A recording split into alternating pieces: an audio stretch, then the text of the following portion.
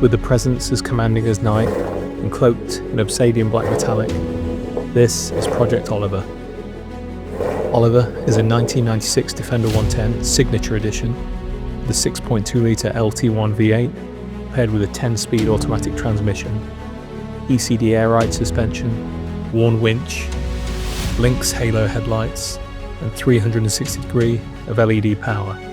Its wide stance comes from the Kahn wide body kit with satin black Kahn wheels, wrapped in BFG all-terrain tyres. 6-point external roll cage, built for the extremes from sand to mountain trails. Inside, strength transitions into sophistication. Schulman traveller seat in Nero black leather, diamond stitched by hand. A Momo wooden wheel, German square weave carpet, suede headliner, and billet metal details, all bespoke, all black. Infinity Kappa premium sound, wireless charging, rear AC, digital rear view 360 camera, and other modern comforts, hidden beneath timeless design. Project Oliver is engineered, designed, and crafted with power in its every detail.